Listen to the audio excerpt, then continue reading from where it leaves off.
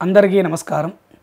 ఒక మిత్రుడు అడిగినటువంటి ధర్మ సందేహము, గృహంలో గబ్బిలం ప్రవేశించడం ద్వారా ఏమి అనర్థాలు జరుగుతాయి? మరి దీనికి సమాధానంగా మన గృహంలోకి గబ్బిలం ప్రవేశించడం అనేదే ఒక విధంగా అది దోషంగా చెప్పబడినది. అలాంటిది దీనికి మరికొంత నియమాలు ఉన్నాయి. ఉత్తరం వైపు నుంచి దక్షిణం వైపు ఆ యొక్క గబ్బిలం ప్రవేశించినట్టయితే ఆ గృహంలో మరణం సంభవిస్తుంది అని శాస్త్ర ప్రమాణంలో చెప్పబడినది. ఏ విధంగా అయ్యా అంటే ఆ గృహంలో ఉన్న వృద్ధులకి ప్రథమంగా ఆరోగ్య సమస్యలతో అనర్థంగా రోగబాధ ఏర్పడి తద్వారా వారికి ఆయుక్షీణం జరుగుతుంది. పిల్లలకు కూడా, పసిపిల్లలు ఉంటారు, వారికి కూడా ఇదే విధంగా ఆరోగ్య సమస్యలు తలెత్తుతాయి. మరి అటువంటి గబ్బిలము దక్షిణం నుంచి ఉత్తరం వైపు ప్రవేశించిందనుకోండి, ఆ గృహంలో ధన సమృద్ధి కలుగుతుంది. గబ్బిలం మన గృహంలోకి ప్రవేశించినప్పుడు ఆ గృహాన్ని 6 నెలలు మూసివేయాలి అని ఒక మిత్రుడు అడిగాడు. గృహంలో ప్రవేశించడం ద్వారా దానికి జరిగే యొక్క పరిణామాలు చెప్పుకున్నాం. అదే గబ్బిలం మన గృహంలో మరణించినట్టయితే అప్పుడు ఆ గృహాన్ని 6 నెలలు విడిచిపెట్టాలి. ఎందుకనయ్యా అంటే గబ్బిలం కావచ్చు, కాకి కావచ్చు, గ్రద్ద కావచ్చు, ఇలాంటివన్నీ కూడా మనకి సైన్స్ పరంగా ఆరోగ్యానికి అవి ఖచ్చితంగా రోగాలను కలిగించేవి. వాటి నుంచి వచ్చే శ్వాస అంటే ఆ రెక్కలు కొట్టుకోవడం ద్వారా వచ్చే గాలి కూడా మనకి రోగాలను కలిగిస్తుంది. కాబట్టి దాని మరణించిన తదనంతరం సైన్స్ పరంగానే వెళ్దాం. మొదట చాలా బ్యాక్టీరియా అనేది మన గృహంలో చేరుతుంది. అలాంటి వాటిలో నివాసితంగా ఉండడం వల్ల మనకి కూడా తెలియకుండా రోగబాధలు వస్తాయి ప్రథమంగా. అందుకనే ఆ గృహాన్ని విడిచిపెట్టాలి అని చెప్పబడినది. 6 నెలలు విడిచిపెట్టిన తదనంతరం మరలా గృహంలోకి వీచేయచ్చు. ముందుగా శుద్ధి కార్యక్రమం, పుణ్యాహవాచన కార్యక్రమం చేసుకోవాలి.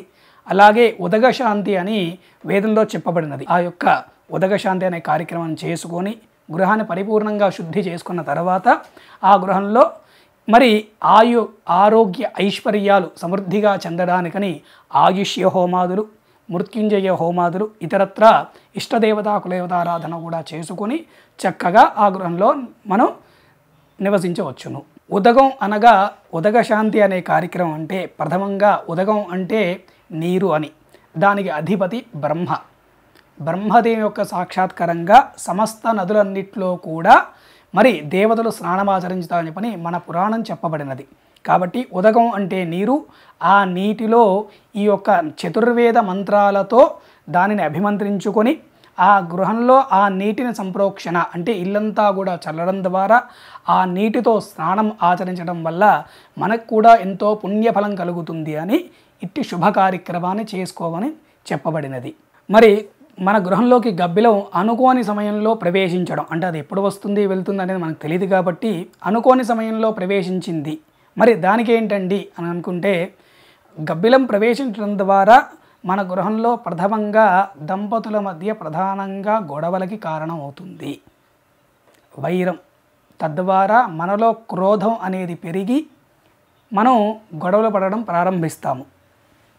దాని ద్వారా మాటా పెరిగి ఇద్దరి మధ్య కూడా మనస్పర్ధలు ఏర్పడము, తద్వారా వారికి అనుకోని అనర్థాలన్నీ కూడా ఈ యొక్క గబ్బిలం ప్రవేశించడం ద్వారా అనర్థాలన్నీ కూడా జరుగుతూ ఉంటాయి. కాబట్టే ఈ గృహంలోకి గబ్బిలం ప్రవేశించిన వెంటనే ప్రథమంగా చేసుకోవాల్సిన కర్తవ్యం ఏదైనా ఉంది అంటే మొదట స్నానం ఆచరించడము, దాని తర్వాత గృహాన్నంతా కూడా శుద్ధి చేయడం. అంటే మీకు తోచిన విధంగా ప్రథమంగా బ్రాహ్మణోత్సవాన్ని పిలిచి చేసే కార్యక్రమం ముందుగా చెప్పుకున్నాము. మీరు ప్రథమంగా చేయాల్సింది ఏంటయ్యా అంటే ఇల్లంతా కూడా చక్కగా పసుపు నీటితో చల్లడము, పసుపు నీళ్లు కలిపి గృహంతా కూడా శుద్ధి చేసుకోవడము, దాని తర్వాత దేవుడి దగ్గర దీపారాధన చేసుకొని ఏదైనా భక్తిగా నివేదన జరిపించి తతు ప్రసాదాన్ని స్వీకరించడం ద్వారా అది ప్రవేశించిన సమయ దోషం అనేది ప్రథమంగా తొలగిపోతుంది. మరి ఇప్పటిదాకా మనం చెప్పుకున్న పరిహారాలన్నీ కూడా చేసుకోలేని వారికి ఏ విధంగా మరి దీన్ని ముందుకు సాగించాలి అంటే 6 నెలలు ఖచ్చితంగా ఆ గృహాన్ని విడిచిపెట్టి దాని తదనంతరం పుణ్యాహవాచన కార్యక్రమం చేసుకొని మళ్ళీ ఆ గృహంలోకి ప్రవేశించవచ్చును.